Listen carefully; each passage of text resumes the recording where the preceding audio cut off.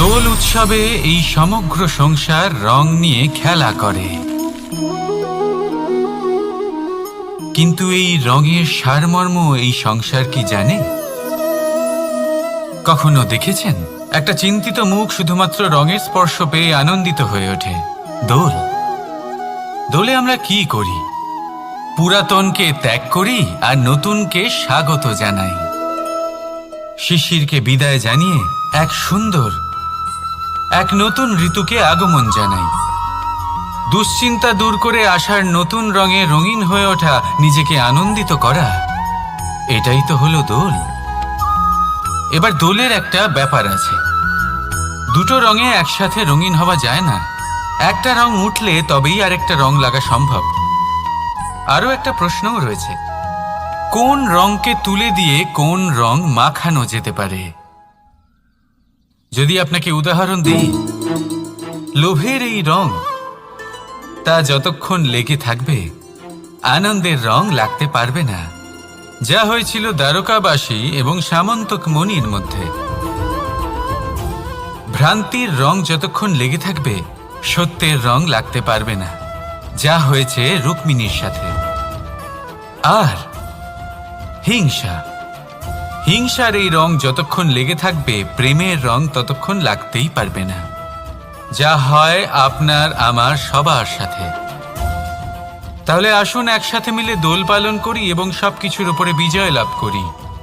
অন্ধকারের স্থানে আলোর, ভ্রান্তির স্থানে সত্যের, হিংসার স্থানে প্রেমের, আর লোভের স্থানে আনন্দের এই সুন্দর রং মাখাই। শত্রুতা, ঘৃণা, হিংসা এই সব কিছু ত্যাগ করি আর সকলের সখা হয়ে উঠি। আর ভালোবেসে বলি শুভ দোল। হ্যাঁ, ওটা তো আমরা অবশ্যই বলবো, রাধা রাধা। সংসারে অনেক সময় এরকম হয় যে আমরা খুব সমস্যায় থাকি, খুব বিপদের মধ্যে থাকি। আর সেই সমস্ত মানুষ যারা আমাদের কাছের মানুষ, আমাদের আপনজন, তারা আমাদের ত্যাগ করে চলে যান।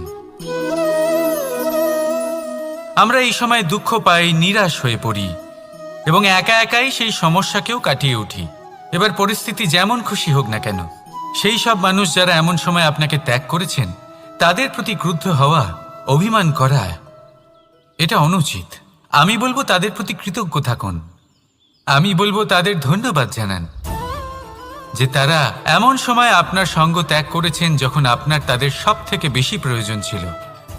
কারণ দেখুন, হয় তাদের বিশ্বাস ছিল যে আপনি নিজেই এই বিপদ থেকে বেরিয়ে আসতে পারবেন, বা তাদের ত্যাগ করার জন্য আপনি নিজের উৎসাহ বাড়িয়ে তুললেন, আপনি নিজের শক্তি বাড়ালেন এবং নিজে সেই সমস্যা থেকে বেরিয়ে আসলেন। নিজের খারাপ সময়কে আপনি নিজেই ভালো সময় করে তুললেন।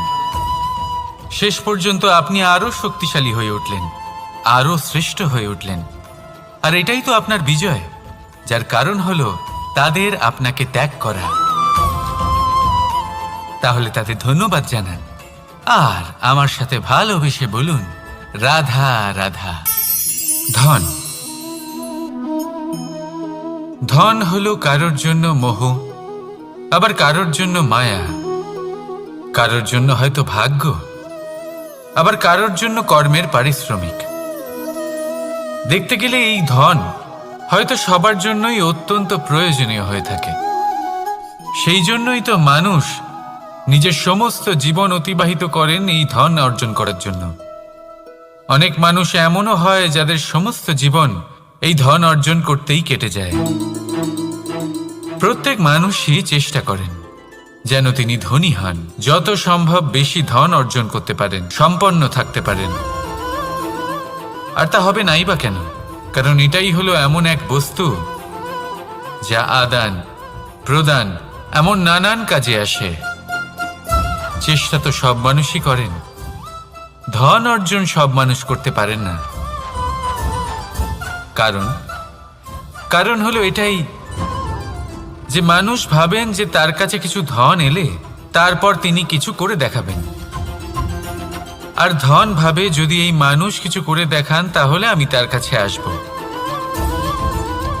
সেই জন্য কিছু করে দেখান, এমন শ্রেষ্ঠ কাজ করে দেখান যাতে ধন নিজেই আপনার কাছে ছুটে আসে। যদি আপনি ধন লাভের আশায় ছোটেন তাহলে আপনি নিজের সন্তোষ ভাব হারিয়ে ফেলবেন, কিন্তু এই সম্পত্তি যদি আপনার কাছে ছুটে আসে তাহলে আপনাকে মহান বলা হবে। সেই জন্য কাজ করুন, শ্রেষ্ঠ কাজ করে দেখান, দেখবেন এই ধন ফলস্বরূপ আপনার কাছে আসবেই আসবে। তাহলে আসুন আমার সাথে ভালোবেসে বলুন, রাধা রাধা। আমাদের মনে সবসময় একটা প্রশ্ন এসেই থাকে, এই জীবন যা কিনা ঈশ্বর আমাদের দিয়েছেন, একটা জীবন।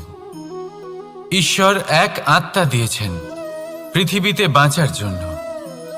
যতদূর আমরা জানি আমাদের কাছে একটাই জীবন রয়েছে। আমরা ভাবি এই জীবন গুছিয়ে কিভাবে রাখা যায়। প্রত্যেক মানুষ ভাবেন যে আমি কি করি যাতে এই জীবনকে গুছিয়ে রাখা যায়, কিরকম কর্ম করব, কিরকম পুণ্য করব, কি ধরনের শাস্ত্র পড়ব যাতে আমি সেই জ্ঞান অর্জন করি যাতে জীবনটা সুন্দর করে তুলতে পারি। আমাদের সমগ্র জীবন কেটে যায় এই প্রশ্নের উত্তর খুঁজতে, সেই শাস্ত্র অধ্যয়ন করতে। এমন অনেক মানুষ তাও বুঝতে পারেন না। আসুন আজ আমি আপনাকে একটা সহজ কথা বলি, যার দ্বারা আপনি নিজের জীবন সুন্দর করবেন। জীবন, জিহ্বা, এদের দুজনেরই হলো একটাই রাশি। জিহ্বা অর্থাৎ আপনার কথা, এই কথাকে সংযত রাখুন, একে সুন্দর করে তুলুন, মধুর কথা বলুন, যতটা সম্ভব একে নিয়ন্ত্রণে রাখুন। আপনার জীবন সুন্দর হয়ে উঠবে। কারণ এই শব্দ হয় অত্যন্ত শক্তিশালী। এটা হলো এমন এক বন্ধন যা আপনার সামনের মানুষকে আপনার ব্যক্তিত্বের সাথে জুড়ে দিতে পারে। তাই এই শব্দ সংযত রাখুন, একে সুন্দর করে তুলুন। আপনার জীবন আপনা থেকেই সুন্দর হয়ে উঠবে। আর আসুন এই মধুর সুন্দর অনুভূতি দিয়ে বলুন, রাধা রাধা। জীবন, এই জীবন আসলে কি?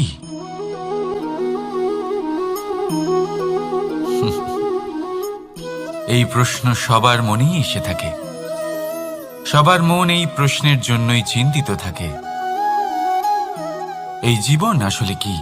এর উদ্দেশ্য আসলে কি? কি করা যেতে পারে এই জীবনে? এই জীবন কি কিছু পাওয়ার, নাকি এই জীবন কিছু হারাবার? এই জীবন কি আসলে সেটাই যেখানে আমাদের পরমাত্মার খোঁজ করা উচিত, নাকি আমাদের ধাবিত করা উচিত নিজেদের স্বপ্নের লক্ষ্যে? এই জীবন আসলে কি? এই জীবন আসলে অত্যন্ত সরল। এ হলো শান্ত জলের মতো, একটা আয়নার মতো এই জীবন। এই জীবন আসলে ঠিক যেন এক আয়নার মতো। আয়না কি করে? আপনাকে সেটাই দেখায় যা আপনি করে থাকেন। আপনি হাসি মুখে আয়নার দিকে তাকান, আয়না আপনাকে আপনারই মুখ দেখাবে সেই হাসি সমেত। আপনি রেগে গিয়ে আয়নার দিকে তাকান, আয়না আপনাকে সেটাই দেখাবে। আপনি প্রসন্নভাবে হেসে আয়নার দিকে তাকালে আয়না আপনাকে সেটাই দেখাবে। এটাই হলো জীবন, একটা আয়নার মতো। আপনি এটা ভাববেন না যে এই জীবন আপনাকে কি দিয়েছে, বরং এটা ভেবে দেখুন যে আপনি এই জীবনকে কি প্রদান করেছেন। যদি আপনি এই জীবনকে সুখ প্রদান করেন, আনন্দ দিতে পারেন, ভালোবাসা দিতে পারেন, তাহলে এই জীবনও আপনাকে সুখ, আনন্দ আর ভালোবাসাই দেবে। তাহলে আসুন এই সুখ, আনন্দ আর ভালোবাসা দিয়ে বলুন, রাধা রাধা। ধরিত্রীর বুকে গজিয়ে ওঠা এই দুব্ব ঘাস দেখেছেন? দুব্ব ঘাস, যা আমাদের পাকে শীতল রাখে। এতে যদি বসেন তাহলে মনে হবে নরম কোথাও বসে আছেন। এত ছোট হলেও কিন্তু এর মধ্যে গুণ আছে অনেকগুলি, আর যতটা ছোট এটা ততটাই বড় শিক্ষকও। কিভাবে? ভাবুন, পাতা ঝরার মরশুমের পরে সমস্ত পাতা একত্রিত হয়ে থাকে। একটা ছোট ফুলকি সবাইকে জ্বালিয়ে দিতে পারে, সমস্ত পাতা পুড়ে ছাই হয়ে যায়। কিন্তু এই ঘাসের কিছুই হয় না, সে যেমন ছিল তেমনই থাকে। কারণ কি হতে পারে? প্রথম কারণ, এরা ছোট হয়। দ্বিতীয় কারণ,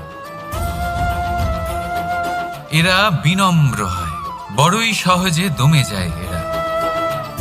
তৃতীয় কারণ, এদের মধ্যে নমনীয়তা থাকে। আপনিও নিজেকে এরকমই বানিয়ে ফেলুন। কখনো নিজেই নিজেকে কারোর থেকে বড় মনে করবেন না। নিজের এই মনকে বিনম্র রাখুন। এবং সবথেকে বড় কথা, নিজের এই মনে সহানুভূতি, প্রেম আর বিশ্বাসের নমনীয়তা বজায় রাখবেন। যদি এরকম করতে পারেন তাহলে জীবন সবসময় সুখে কাটবে। রাধা রাধা।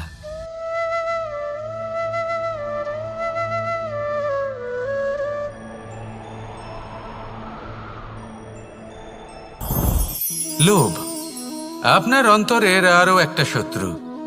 দেখতে গেলে এটা একটা শব্দ, একটা সংস্কৃত শব্দ। লব ধাতু থেকে উৎপন্ন হয়েছে। এর অর্থ কিছু লাভ করা। কিছু লাভ করা অনুচিত নয়, আরো কিছু লাভ করাও অনুচিত নয়, কিন্তু সব থেকে বেশি আমি লাভ করব। আমি আরো চাই, আরো বেশি চাই, আরো বেশি পেতে চাই। এটাই হলো লোভ।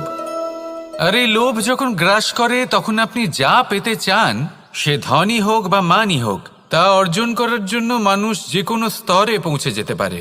যদি মানুষ ধন অর্জন করতে চান তাহলে তার জন্য তারা অধর্মের পথেও চলতে পারেন। যদি সম্মান অর্জন করতে চান তাহলে অন্য মানুষকে ছোটও করতে পারেন। শেষ পর্যন্ত আপনার এটা মনে হতে পারে যে যদি একটু অল্পই প্রাপ্ত করতাম, কিন্তু ভালোবেসে প্রাপ্ত করতাম, এই জীবন আরো অনেক বেশি সুখী হতো। লোভ আপনার জীবনে, আপনার মনে কখন যে প্রবেশ করবে সেটা আপনি জানতেও পারবেন না। তাই এটা চিনতে শিখুন আর তৎক্ষণাৎ জীবন থেকে বাইরে ফেলে দিন। যা কিছু লাভ করতে চান তা ভালোবেসে লাভ করুন, আর সেই ভালোবাসার সাথেই বলুন রাধা রাধা। জীবনে ক্ষমা চাওয়া তাও কিছুটা সহজ, ক্ষমা করতে পারা অত্যন্ত কঠিন। ক্ষমা 2 অক্ষরের এই শব্দ হতে পারে, কিন্তু অত্যন্ত বড় এই শব্দ, অত্যন্ত গুরুত্বপূর্ণ এই শব্দ।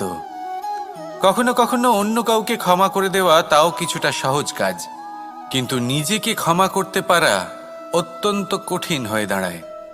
অতীতে যদি আমাদের এমন কোনো ভুল হয় যে কারণে আমরা নিজেকে ক্ষমা করতে পারি না, অনেক সময় এমন কিছু ভুল করে বসি যে বিষয় শুধু আমরাই জানি, কিন্তু আমরা নিজেকে ক্ষমাই করতে পারি না। আর আমাদের বিকাশ সেখানেই স্তব্ধ হয়ে যায়। কারণ যদি আপনি ক্ষমা করতে না শেখেন, নিজেকে ক্ষমা যদি না করতে পারেন, তাহলে তা আপনার জীবনের সব থেকে বড় বাধা হয়ে দাঁড়াবে। সেই জন্য জীবনে অবশ্যই শিখুন যে কিভাবে নিজেকে ক্ষমা করতে হয়, আর শিখুন যে আগের করা ভুল আবার কি করে না করা যেতে পারে। এই মন হালকা হবে আর প্রসন্ন হয়ে বলবে রাধা রাধা। এই সংসারে যখনই কোনো সমস্যা আসে তখন আমরা আমাদের সব থেকে বড় সম্বলের কাছে আশ্রয় খুঁজি, তা হলো আমাদের বিশ্বাস। এবার প্রশ্ন হলো এটাই যে এই বিশ্বাস কার উপর করা যেতে পারে? পরিবারের ওপর, বন্ধুর ওপর, নাকি তাদের ওপর বিশ্বাস করা উচিত যাদেরকে আমরা কখনো সঙ্গ দিয়েছি? দেখুন, এই সংসারে বিপদের সম্মুখীন হলে কে আপনাকে সাহায্য করবে সেটা নির্বাচন করা আপনার হাতে নেই। সেটা সেই সকল ব্যক্তির উপর নির্ভরশীল যে তারা আপনাকে সাহায্য করবে নাকি করবে না। অর্থাৎ যখনই কোনো বিপদ আসে সর্বপ্রথম তার সম্মুখীন আমাদের নিজেকেই হতে হয়, আর তার জন্য প্রস্তুত থাকা প্রয়োজনীয়।